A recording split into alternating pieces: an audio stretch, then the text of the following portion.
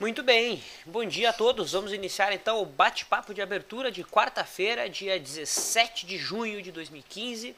Fábio Figueiredo, Vlad, como a maior parte dos amigos me conhece aqui no site Leandro Storm.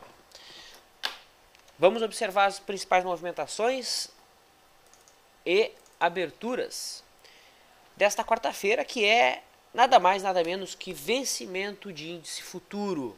Tá? Então hoje o contrato M15 dá adeus, morre, falece, né? E o contrato que entra em cena e ganha liquidez é o contrato WINQ15, WINQ15. Obviamente, quando eu falo do mini índice, né? O índice grande, né? O índice cheio, INDQ15. Tá bom? Então, essa é a primeira informação do dia. Hoje é dia de vencimento de índice futuro. Eu vou iniciar comentando então as aberturas, em seguida eu abro para interação. Quem acompanha ao vivo já sabe que pode interagir no chat que fica logo abaixo do vídeo. Então, mini índice trabalhando em queda, né? Em queda de exatamente 0,25% depois da forte alta de ontem. Dentro da nossa abordagem, procuraremos por trades na ponta vendedora se o mercado vier a fechar abaixo da mínima do primeiro movimento que está sendo formado. Vamos ver. Ainda não temos máximas e mínimas ascendentes, mas vamos ter a partir desse candle que fecha em 36 segundos. O candle que vem a fechar abaixo da mínima do dia, então, gera uma possível entrada. Percebam que a abertura do dia aconteceu exatamente na linha d'água. Como ela não aconteceu acima da linha d'água, a gente pode buscar por operações de compra se o mercado romper a mesma. Tá? Eu trago aqui um dado interessante para vocês que pode ser pertinente para os traders mais ativos. Ontem eu expendi o dia fazendo alguns estudos em relação ao impacto do vencimento, né, no índice Bovespa. Tá? Então aqui eu apurei alguns dados estatísticos que podem ser interessantes. Então, hoje, como é o dia do vencimento, primeiramente, vamos olhar aqui o total, né? Então aqui o total eu não estou levando em consideração nenhum tipo de tendência prévia. Deixa eu tirar minha imagem para que todo mundo possa observar. Tá? Então, eu tenho aqui o estudo em cima do dia do vencimento, o dia após o vencimento, né, o primeiro dia útil após o vencimento, e um dia antes do vencimento. Então percebam que na média, né, os retornos aqui não trazem nenhuma informação mais relevante. Né? O que nós temos que chama atenção? No dia do vencimento, então, a maior parte dos pregões são positivos. Né? Então, 59% dos pregões foram positivos. Lembrando que essa base de dados aqui é dos últimos 20 anos. Tá? Um dia depois do vencimento, por incrível que pareça, na média, né, a maior parte dos pregões foram negativos em 55%. Mas vamos se concentrar aqui, né, que estatisticamente é onde a gente estaria. Tá? Então, a média de 0,15% de retorno. Tá? Teve o maior dia de alta foi de 7%, a maior queda foi de 11%. Então é no dia do vencimento que costumam acontecer os maiores movimentos, né, em relação a um dia antes ou um dia depois. Isso pode ser observado por conta do desvio padrão. Né? Então é o maior desvio padrão aqui da amostra. Eu tive o trabalho de separar isso aqui em tendência. Tá? Então eu classifiquei, fiz aqui um estudo de Excel, né, com algumas fórmulas aqui, para enquadrar em tendência de alta, em tendência de baixa e em tendência indefinida. E aqui, no dia do vencimento, tá? No dia do vencimento a gente tem os dados que fazem, que ficam mais claros, né? Eu considerei tendência de curtíssimo prazo, né? Então eu considerei a tendência dada pela inclinação da média móvel de 9 aritmética, que fica mais fácil de calcular no Excel, né? E a média móvel aritmética de 21 períodos. Tá? Então, se as duas estão apontando para cima, é tendência de alta, se estão apontando para baixo, é tendência de baixa, e se elas não concordam, eu classifiquei como tendência indefinida. Então, perceba que interessante. Se a tendência é de alta, o dia do vencimento, 70% dos dias do vencimento foram positivos, 71%. Tá? Se a tendência é de baixa, no vencimento, isso traz consigo um viés negativo, né? 65% dos pregões de dia de vencimento, se a tendência no diário de Ibovespa é de baixa, o dia acabou terminando em queda, né? Com uma média até bem alta de queda. Percebo que a maior queda que aconteceu foi de 11%. Isso, obviamente, faz com que a cauda ali, né, da amostra fique mais gorda, né? Então o desvio padrão aumenta bastante, o que se traduz, então, quando a tendência é de baixa no gráfico diário, a gente tem uma grande chance daquele dia terminar com uma queda. Grande não, né? A gente tem 63% de chance de aquele dia terminar em queda, e não seria uma queda qualquer, seria uma queda relativamente grande, entre aspas. Tá? E se a tendência indefinida, aí cai nos 50-50, né? Retorno próximo de zero, 56% dos dias positivos e 43% dos dias negativos. Tá? Então a gente estaria exatamente aqui, né, para ser mais exato. Dia do vencimento e em tendência de baixa. Então esses daqui são os dados que hoje nos interessariam. Levando isso em consideração, a gente já inicia o pregão então bullish, com esse dado estatístico. Tá? Já iniciamos o pregão com um viés estatístico vendedor. O mercado abrindo em gap de baixo e formando um primeiro movimento, isso me deixa então mais interessado ainda em buscar vendas se o mercado perder a mínima do dia. Tá? Afinal de contas, no diário, como a gente já conversou, a média móvel de 9. Vamos ver se ela virou para cima ontem. Na realidade, no final do pregão, não, ontem ela estava virada para baixo. O que importa é o dado de ontem, né? As duas estavam viradas para baixo, tanto a de 9 quanto a de 21 períodos. Tá? Bom, o dólar. Então temos aí o gráfico do dólar, estável, subindo 0,26, sem nenhum movimento relevante no gráfico diário, no momento. No intraday, o mini dólar abre em gap de alta e vai formando o primeiro movimento, que é acionado se o mercado fechar acima da máxima do dia. Vamos ficar atentos, então, para o rompimento da máxima. Rompimento é candle fechado, então, acima de 3.117. No dólar, a venda interessa bastante, né? Percebo que abaixo da linha da água, que é o ponto que a gente utiliza para buscar venda, dentro do modelo que a gente segue de maneira mais sistemática, nós temos a proximidade com a mínima do pregão de ontem. Então acaba gerando venda para dois tipos de traders diferentes, né? Aqueles que operam rompimento da linha d'água e aqueles que operam rompimento de suporte, ou até mesmo os traders que estão comprados estão posicionando algum tipo de stop na mínima do último pregão. Então tanto o índice quanto o dólar interessantes aí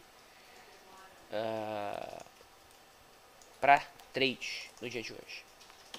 Commodities, então começa aqui com o milho em alta, né, dentro do triângulo, fazendo então um movimento errático, dando aqueles tapas, né, na cara do trader que opera a média móvel de 9, faz parte, né, movimento lateral é isso que tende a acontecer. A média móvel de 9 fica dando costuradas. O grande problema é que não tem como saber quando que o mercado vai engatar uma perna dessa. Então, como há uma grande imprevisibilidade em quando o mercado vai fazer uma perna dessa, o cara que opera a média móvel de 9 vai entrar em todos os sinais, né, apostando que em algum momento a perna vai acontecer, e quando ela acontecer, o cara vai estar dentro, vai pagar todos os stops que aconteceram dentro da congestão. Tá? Percebam que a média móvel de 9 está virando para cima, e se no final do dia assim ela estiver, o cara que vendeu aqui nesse ponto fechará a posição nesse patamar. No momento seria 0 a 0, praticamente nada de lucro nem prejuízo. O boi surpreendendo, né? Forte pressão de venda que predomina no contrato do boi, vencimento outubro. Percebam que ontem o mercado perdeu a mínima do mês passado, estopando os positions. Né? Então, no semanal, a gente está tendo a formação aqui de um grande pivô de baixa no boi. Né? O que até algumas semanas atrás era um cenário bastante afastado. esse zigue-zague aí que está acontecendo para baixo. Óbvio que ele é confirmado somente na sexta, né? Vai mudando a tendência do boi para um prazo maior, tá? Fica consolidada a resistência em 155 e o próximo objetivo agora na zona dos R$142. Tá? Quem opera por média móvel de 9 e não opera na venda, no momento estaria de fora, né?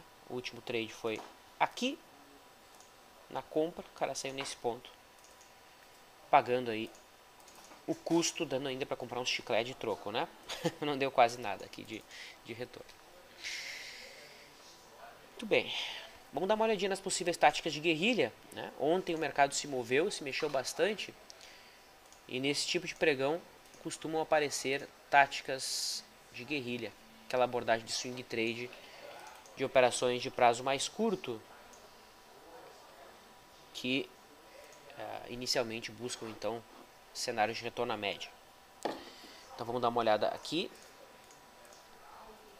Nossos filtros lá do Bolsa Financeira.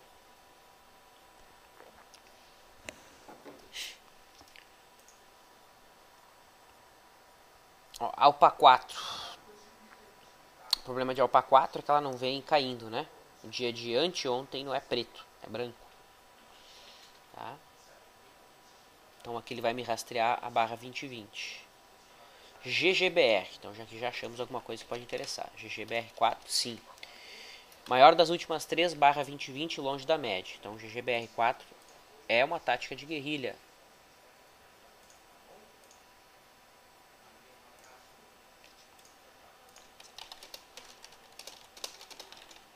Então deixa eu escrever aqui GGBR4.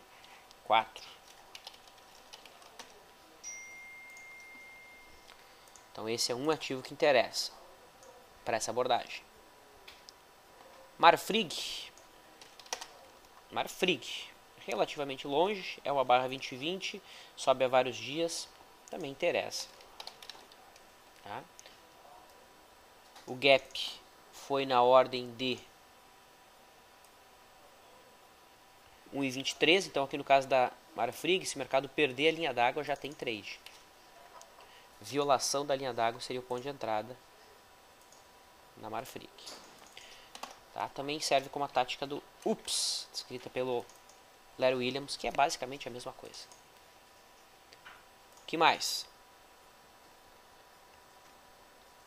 CSNA 13, então alinhada aí com a Gerdau, né? Também interessa. Como o gap é pequeno, busca-se então operações a partir da primeira hora. CCRO também, CCRO longe da média, barra 2020. Então hoje tem bastante coisa aí para os guerrilla traders. Né? Pomo 4. Pomo 4 também. Pomo 4 bem interessante, né? Caindo a 1, 2, 3, 4, 5, 6, 7, 8 pregões. Um outro papel aí que interessa para a guerrilha. E é isso. É isso aí. Tá? Para quem não conhece a abordagem da tática de guerrilha, muitos amigos questionam, né? Fábio, agora não tem mais o curso ao vivo, como é que a gente faz para assistir? Agora no nosso site você pode ver nossos treinamentos, né, de maneira gravada. Tá? Então só buscar aqui guerrilha e o treinamento não fica disponível mais por somente 7 dias, né? Ele fica disponível para todo sempre. Ele é seu. Tá? Então aqui é tática de guerrilha. Para quem quiser entender os detalhes dessa abordagem, são passados 10 setups diferentes, né? 5 setups na compra, 5 na venda e algumas dicas aí operacionais e todos os setups específicos. Para quem se interessar, fica o link disponível. Deixa eu postar também para o pessoal do chat da abertura. Recados dados, eu posso iniciar a interação com os participantes. Bom, chefe questiona se na Petrobras vale a pena fazer uma venda, né, para um fechamento de gap. Bom, esse gap aqui, chefe, não é um gap muito amplo, né, em relação à mínima desse primeiro candle aqui de 15 minutos, que é o gráfico que a gente prioriza para operações de intraday. Então, não seria um trade adequado para se buscar um trade de fechamento de gap, um cenário adequado para buscar o fechamento de gap. Um cenário adequado seria esse, ó. Aconteceu no dia 10, semana passada, tá? Ó, mercado abre em gap de alta, um gap relativamente grande. O problema é que o grande é relativo, ele é um pouco subjetivo, então tem que ser um gap visual, que vale a pena a gente tomar risco. E esse candle tem que ser contrário à força do gap, ou seja, se o gap foi de alta, idealmente que esse candle primeiro do dia seja um candle vendedor. Então, exatamente o que aconteceu aqui. Tá? Então, as diferentes táticas de gestão de trade aqui geraram RP no mínimo, ou alvo, né? Por completo. O cara que utiliza realização parcial, o cara que utiliza 100% do risco projetado, o cara que utiliza volatilidade para realizar parcial ou para fechar toda a posição, o risco projetado conseguiu extrair algum tipo de retorno. Perceba que hoje não tem muito espaço, né, entre a mínima do candle, primeiro candle de 15 minutos e o gap em si. Então, essa aqui seria uma abordagem para se buscar venda somente se o mercado fechasse abaixo da linha d'água, se o viés altista inicial de Petro fosse completamente frustrado. Tá?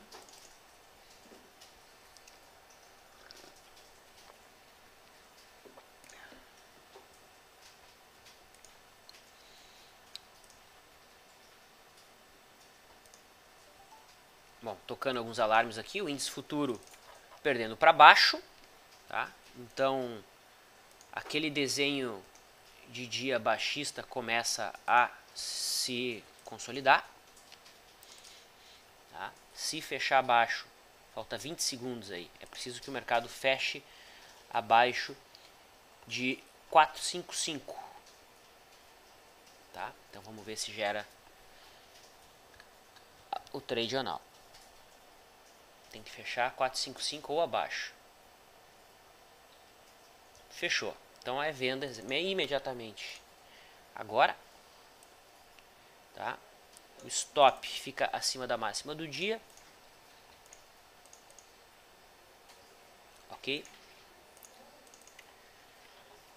Segunda entrada projetada em 54.618.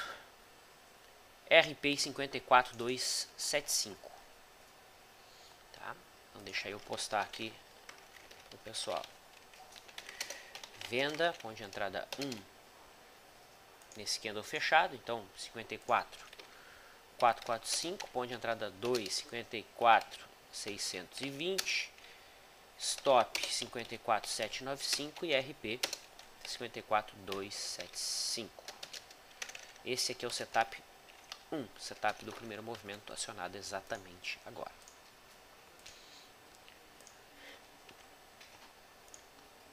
Tá? Então aqui eu deixo os alarmes e volto para o chat.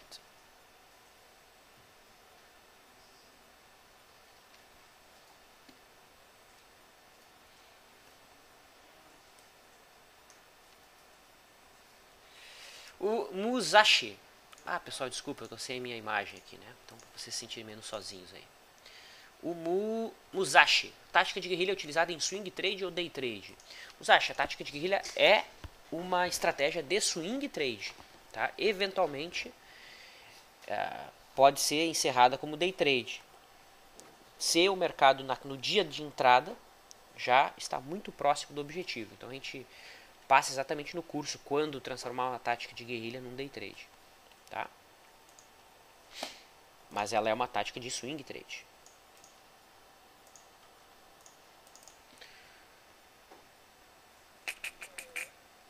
Roberto, SUSB5 em uma perspectiva de prazo maior. Bom, já que é prazo maior, então vou colocar aqui direto um gráfico mensal da SUSB5, né? É ou não é? Então temos aí a SUSB5 dentro de uma longa tendência de alta no gráfico mensal. Após ter rompido a LTB primária, né? Então a gente pode enquadrar a SUSB agora dentro de uma tendência de alta primária. Bem fácil de identificar esse canal nela aí, canal de alta. Ó. Perceba que ela não está sob resistência alguma, né? Ainda tem espaço para ela seguir em alta. Se eu coloco o gráfico semanal, fica mais nítido de se observar a resistência lá na faixa de 18, 17,60. 17,90, perdão. Tá? Dentro de uma abordagem de ondas de Elliott, ela estaria dentro da onda 3. Tá? Ela estaria aí dentro da onda 3 ainda. Tá? Pelo menos é a minha contagem. Sumiu todos os minhas ondinhas aqui. 1, 2, 3. Tá? Então essa é a minha contagem. Ó, 1, 2, 3. ABC, que foi a correção de 2007 até 2012. E agora a gente estaria então na 3 das 5 de longuíssimo prazo. Sim, a Márcia, na realidade, né, me cobrou aqui sobre o dólar. Se houve trade, se não houve. Ainda não, Márcia. Dentro da nossa abordagem, o dólar precisa fechar acima da máxima aqui do primeiro movimento. E essa máxima está em 3.117. Portanto, um candle fechado acima de 3.118,5 é que geraria trade na ponta de compra, ou um candle fechado abaixo da linha da água, um trade na ponta vendedora. Tá? Greenpeace solicita aqui avaliação sobre DIR e Even 3. Então, DIR é um papel que trabalha dentro de uma longa tendência de baixa, tá? Mas sugere aqui a formação de um fundo ou algum tipo de retorno à média, né? Percebam que o canal de baixa que o papel trabalhava, quando perdido, pôde, né, ser duplicado para baixo, naturalmente. E ontem o papel, anteontem na realidade o papel tocou essa linha de referência. Ontem deixou um candle comprador, hoje superou o máximo. Então isso aqui seria um trade de retorno à média. Óbvio que não é o modelo de retorno à média que a gente opera no comentário de fechamento, mas é uma tática clássica que o fechou dentro. Perceba quantos dias esse papel cai, né? Cai a 1, 2, 3, 4, 5, 6, 7, 8, 9, 10, 11, 12, 13 dias de queda consecutiva. Então algum tipo de repique ou retorno à média deve acontecer e está sendo sinalizado agora, né? Afinal de contas o mercado supera a máxima do último pregão. Confirma o candle de reversão de ontem. Então a expectativa é de algum retorno à média de curto prazo, Greenpeace, na DIR 3. Em relação a Even, tá? Outro papel que trabalha em tendência de baixa no diário, acelerou essa queda após perder o fundo do ano, né? Percebam que se eu olho para o meu lado esquerdo, o suporte fica só em R$3, tá? Fica só em R$3. E é lá que tem suporte relevante, que é a mínima aqui de 2009, tá? Ali naquele ponto, tá? A simetria, algum tipo de simetria positiva. Tá? Embora o suporte de prazo maior fica lá em 1,95, que é a mínima histórica, né? Quem operou o cenário de retorno à média, Greenpeace, já vi que esse é o modelo que tu gosta de operar, né? Papéis bem parecidos no curtíssimo prazo. A entrada foi ontem e o papel está fazendo aí o seu repique. Grael questiona sobre Pecar e Vivit. Então, Pecar, no gráfico diário, é um papel que trabalha em tendência de baixa, fácil de ver aqui os zigue-zagues descendentes. Todo grafista aqui sabe que esse é o cenário em que compras são bem desfavorecidas. Mas, certamente nasceu uma interrogação, né? Mas DIR também está em tendência de baixa e Even 3 também. Por que ali há um cenário de compra? Porque são papéis bem distantes das suas médias, né? Ao contrário de Pecar, certo? E o fato relevante aqui em Pecar é o seguinte, ela está bem distante do seu suporte, que é o objetivo após o mercado ter perdido a zona de 87. Então perdeu 87, olha para o meu lado esquerdo, cadê o suporte? 73,50. Esse é o objetivo de Pecar. Lá daria para pensar em algum tipo de operação. Agora, no curtíssimo prazo, eu realmente não vejo muito o que se fazer. Tá? Em relação a Vivit, cenário que não é muito diferente. Tá? Deixa eu só ajustar aqui. Ó, patamar em que o papel negocia é uma zona de suporte prazo maior, é a mínima do ano de 2014, a mínima do ano de 2013. Se eu forçar um pouquinho a barra, dá para até pegar a mínima aqui de 2011. Tá? Então, um cara mais agressivo, mais ousado, poderia pensar uma compra de posição de longo prazo aqui, né? Se a interpretação do indivíduo for um retângulo. Óbvio que se a minha entrada for de longo prazo, o ideal seria buscar uma entrada pelo gráfico semanal, né? Com alvo lá na zona dos 54. De acordo? Só que para eu buscar essa operação aqui de prazo maior, eu deveria esperar a superação da máxima dessa semana. Tá? Então, dentro de uma ótica de prazo maior, tá interessante sim. Eu gosto de Vivid. Tá? No diário, exatamente hoje, eu não vejo muito o que se fazer. Tá? Por quê? Porque cenário de retorno à média do swing trade já houve entrada. E o papel não andou. Então, quem entrou aqui já vai buscar saída no tempo, muito provavelmente.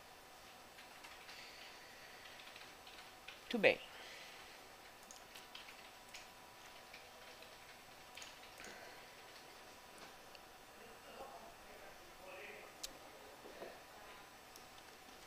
O Claudio Viana coloca: Vlad, o stop de day trade do método Leandro é automático ou tem a regra dos 2 minutos? Automático. Não tem nada a ver com o stop no tempo, tá? Stop no tempo são 10 candles. Somente isso. O Alvarez questionou os dados aqui do day trade no índice. Cara, tá abaixo da tua postagem. A gente acabou de postar alguns minutos após a tua pergunta. Tá? Então tá logo abaixo. Tá no ponto de entrada, né? Tá no ponto de entrada. Opa! Aqui. Perdão. É o INQ, tá?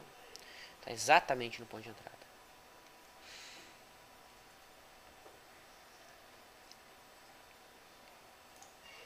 Vamos ver mais alguma questão.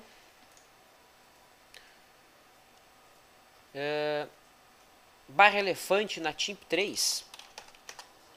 Bom, provavelmente seja no intraday essa barra elefante. Não vejo não barra elefante. Isso aqui é uma barra ampla de volatilidade mesmo. Barra elefante é uma barra que é dominada por uma força, né? Seja compradora ou vendedora. E aqui não tá fácil de ver qual é o domínio, né? Tem longas sombras, tanto superiores quanto inferiores. Então a barra feia. Tá? A barra elefante é uma que fecha na mínima, abre na máxima e fecha na mínima se for uma barra vendedora. Aí tem que interpretar qual é o contexto em que essa barra está. Se ela é uma barra de ignição, que dá início ao movimento, ou se ela é uma barra de exaustão. Sei que é uma tosqueira, mas vale a pena dar uma olhada na BPH3. Brasil Pharma, né? BPH. É isso aí, BR Pharma. Vale mesmo, cara. Tá bonito esse papel. Tosqueira em centavos. Mas vale a pena botar um trocado aqui para quem gosta desse tipo de ativo. Né? Olha a simetria desse papel.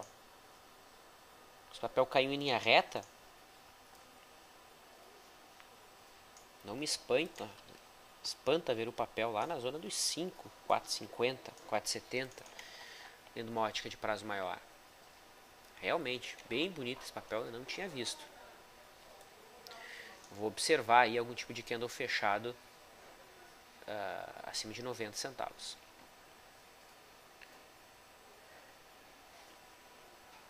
Eu olhei a Elete, né? Desculpa, Alex. Era TIMP que você queria, perdão.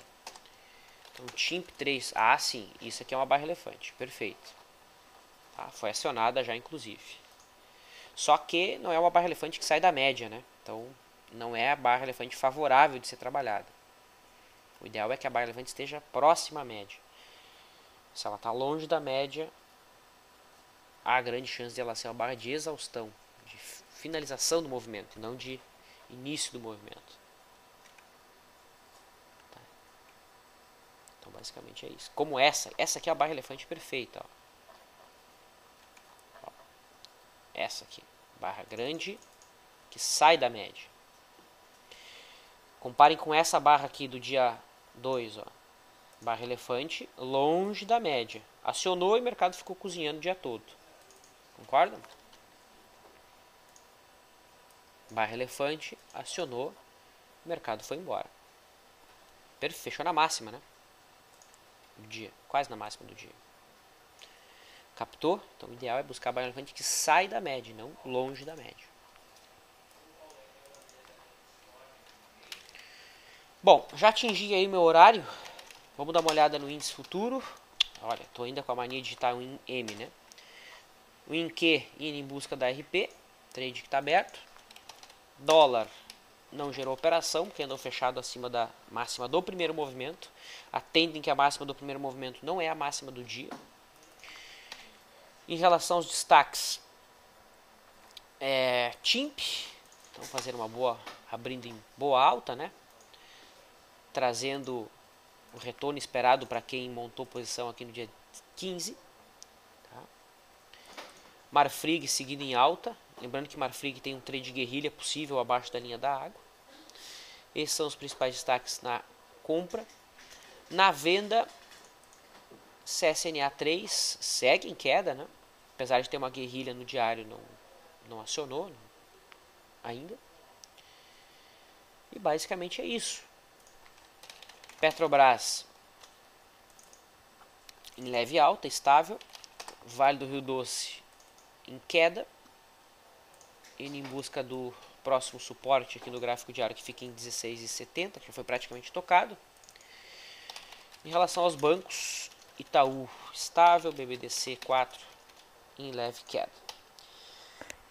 Lembrando, a gente comentou no começo do dia, né, sobre o viés baixista do pregão, de acordo com os estudos sobre o vencimento. Tá? Quem está chegando agora, ou iniciou o chat após ali os 10 minutos de vídeo, sugiro que assista a gravação, para que você possa pegar a lógica aqui do porquê que o esperado seria um dia negativo para o dia de hoje, pelo fato de hoje ser um dia de vencimento de contrato. Right? Eu me despeço, deixo um abraço e desejo um bom pregão. Daqui aproximadamente 1 hora, Thiago Biz estará no LS Live. Até mais, pessoal.